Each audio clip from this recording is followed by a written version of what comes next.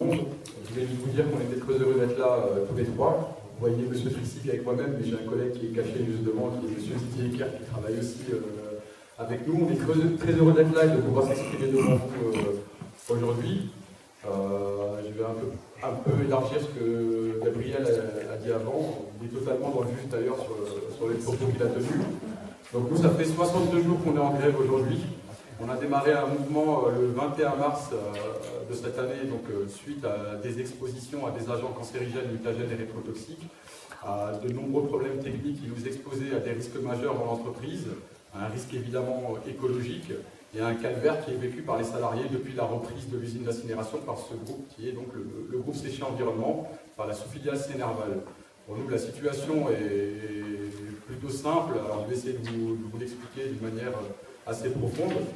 Nous, ce qui a motivé notre mouvement, c'est principalement effectivement nos conditions de travail. Ça fait 4 ans qu'on travaille avec ce groupe, ça fait 4 ans qu'on respire de la fumée à l'intérieur de l'usine, qu'on bouffe des poussières cancérigènes et qu'on prend tous les risques pour faire fonctionner une usine où les chaudières sont devenues assez vétustes par un manque d'investissement.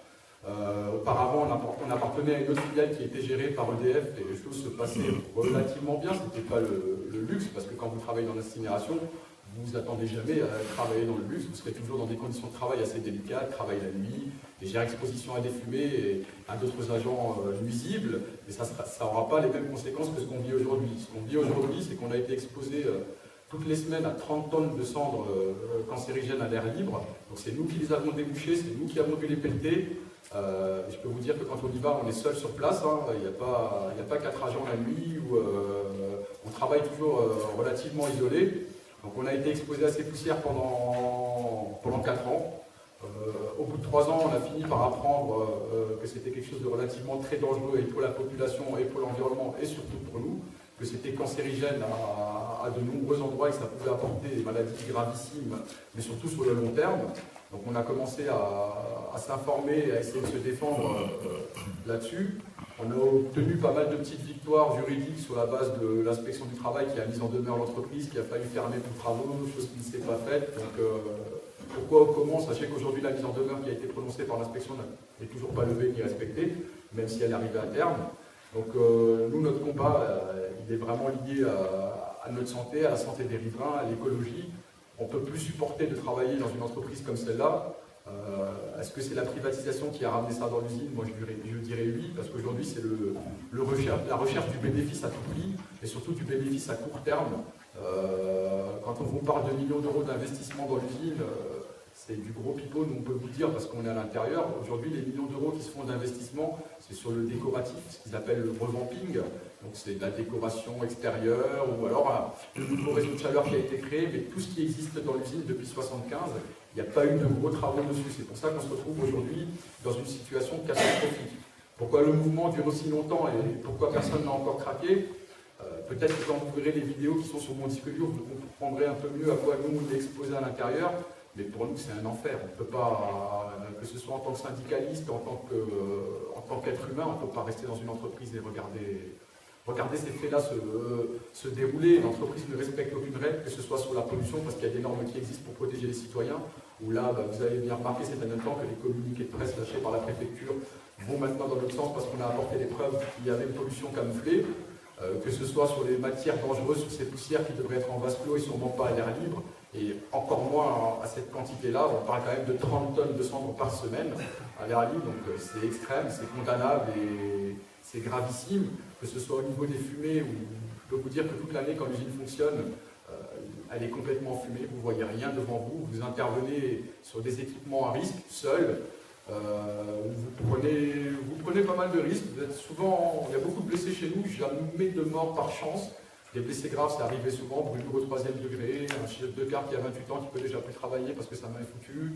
On a beaucoup d'incidents majeurs, mais qui ne se finissent pas par au moins des conséquences mortelles, qui passent à chaque fois pas loin, parce que les salariés sont quand même très vigilants. On sait dans quoi on travaille, et on sait surtout à quoi on est exposé.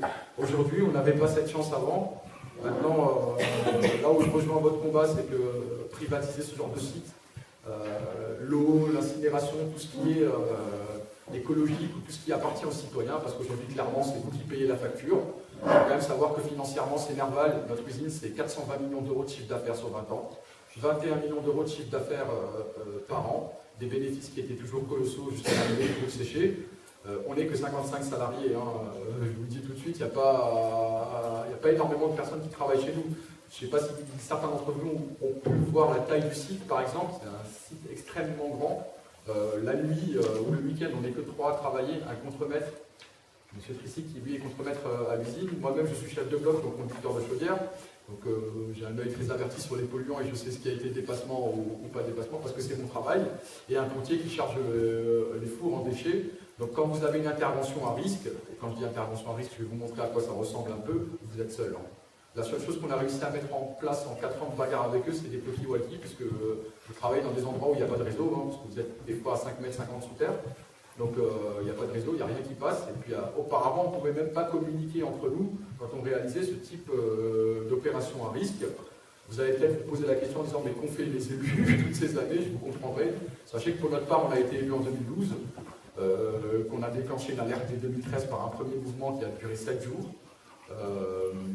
Vous avez reçu du personnel. Oui, les représentants du personnel. Les élus n'ont pas bougé pour l'instant de la commune, pas trop. Donc les représentants du personnel, on avait lancé un premier mouvement en 2013, qui a été suivi comme celui d'aujourd'hui, à 90% des salariés. On avait obtenu beaucoup de garanties sur les conditions de travail, sur l'exposition, sur la fiabilisation du matériel. Pourtant, l'année 2013, ça a été la plus catastrophique. Ça a été la plus difficile et la plus marquante pour nous.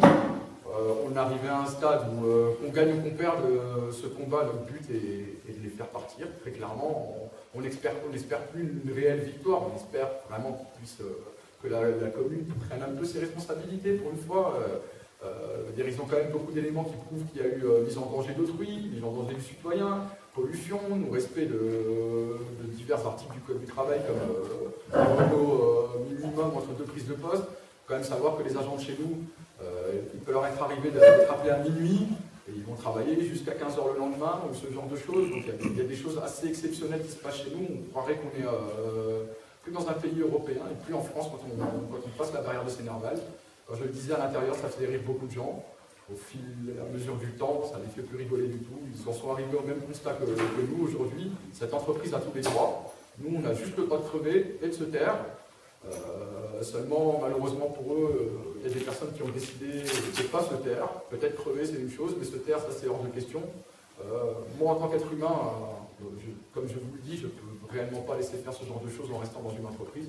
Je préfère partir que rester dans une boîte qui travaille comme ça. Je suis encore assez jeune et je peux peut-être me permettre de trouver un avenir ailleurs. Je pense à mes collègues qui ont des enfants et qui sont arrivés à un certain âge et qui, eux, ne voient plus de solution à part finir leur carrière à Sénerval, quel que soit le risque. On essaye de se battre pour que notre problème soit connu, pour que les citoyens sachent aujourd'hui que privatiser ce genre d'entreprise, c'est faire courir des risques majeurs à la population, aux salariés, et surtout que, mis à part les risques, il n'y a aucun respect des règles fondamentales qui existent, que ce soit du Code du travail ou que ce soit des arrêtés ministériels et préfectoraux. Il nous a fallu quand même 5 semaines de mouvement pour être reçus par le préfet et l'Andréal, qui s'occupe normalement de notre site toute l'année, qu'on n'a jamais rencontré en 4 ans de bagarre avec l'entreprise.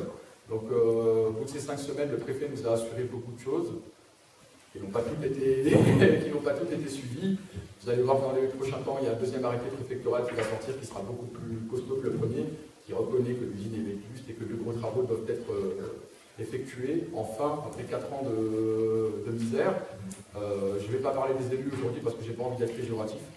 Je ne parle pas du front de gauche, hein, je parle de ceux que j'ai rencontrés comme M. Herman et d'autres qui m'ont reçu à plusieurs reprises et qui nous ont promis monts et merveilles sur les conditions de travail.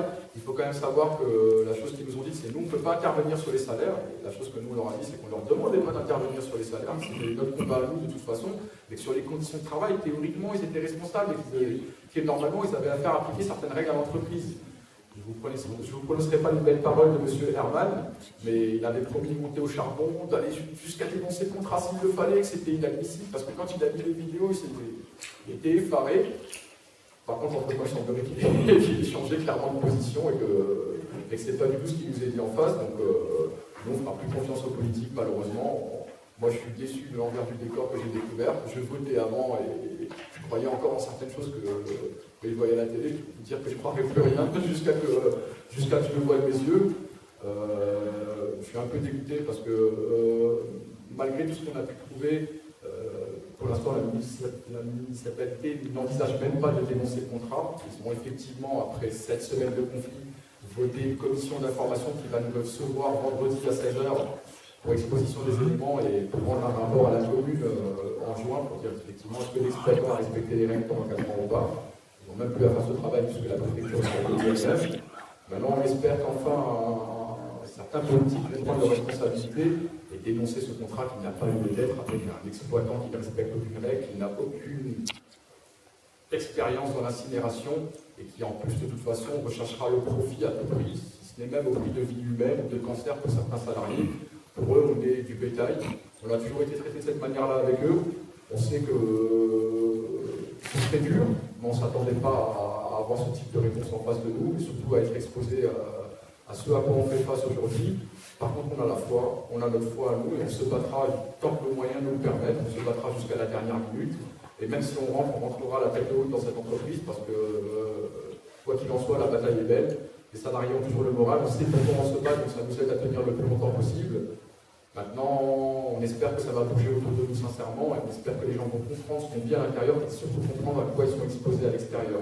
Et c'est là que je rejoins totalement le front de gauche.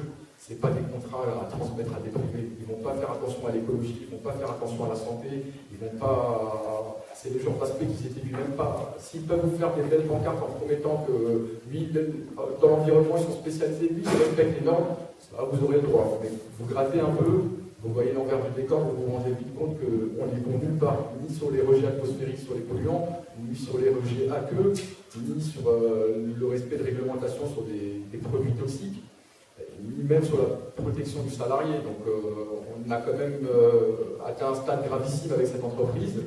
Si les travaux ne sont pas faits rapidement, ça risque de poser un gros problème pour les citoyens et surtout pour les salariés qui y travaillent. Je ne vais pas m'étendre plus longtemps, je vais laisser Sacha prendre un peu la parole parce qu'il est très timide et qu'il n'aime pas parler devant des gens. Ça lui fera pas mal de bien.